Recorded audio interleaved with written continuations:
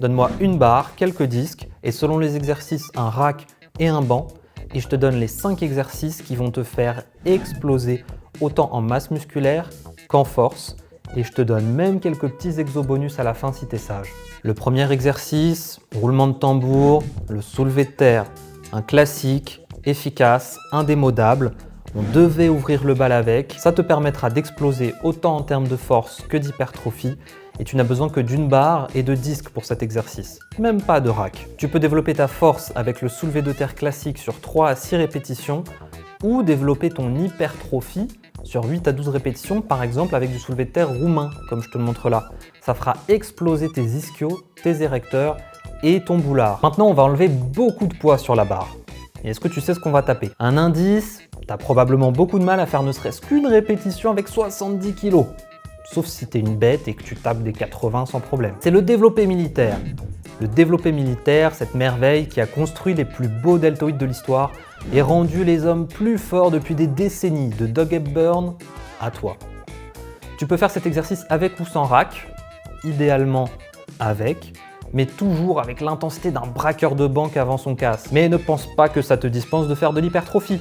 La force c'est important, mais la base c'est l'hypertrophie. Donc 10 à 15 répétitions pour ça c'est très efficace, mais ça te fera relativiser sur ta force quand tu verras à quel point tu dois descendre en poids utilisé, surtout si tu fais 3 à 5 séries. Tiens, et puis tant que le rack est sorti, profitons-en.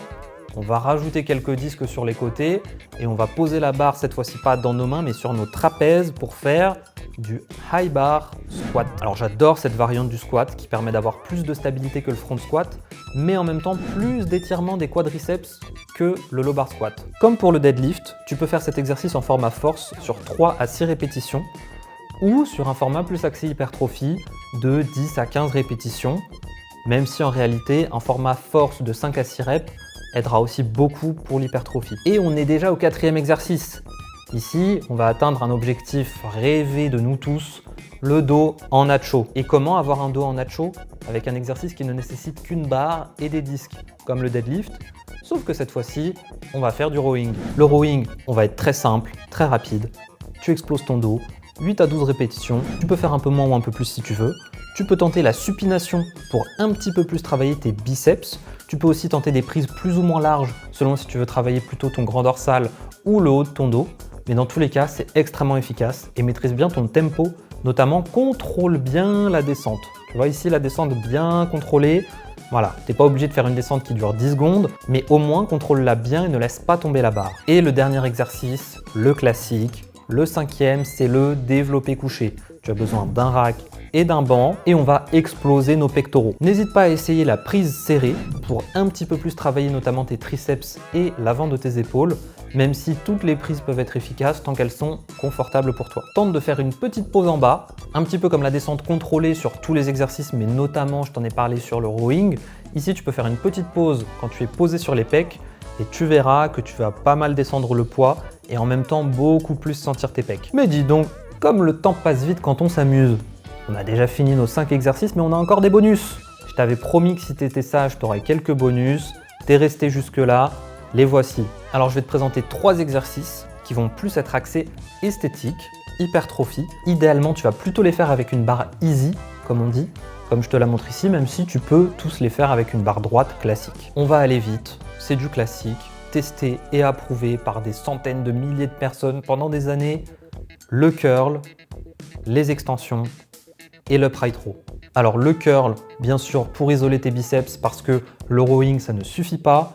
Tu peux faire 8 à 12 répétitions sur quelques séries. Le classique, c'est du 3 x 8 à 12. Le plus important, c'est toujours d'aller jusqu'à l'échec. À la limite, laisse une répétition, mais approche-toi au maximum de l'échec. C'est de l'isolation, tu peux y aller tranquillement. Le deuxième exercice, on va faire des extensions. Cette fois-ci, tu le vois que je le fais aussi avec la barre Easy. Il y a plein de manières de faire ces extensions, que ce soit sur un banc, que ce soit debout ou autre.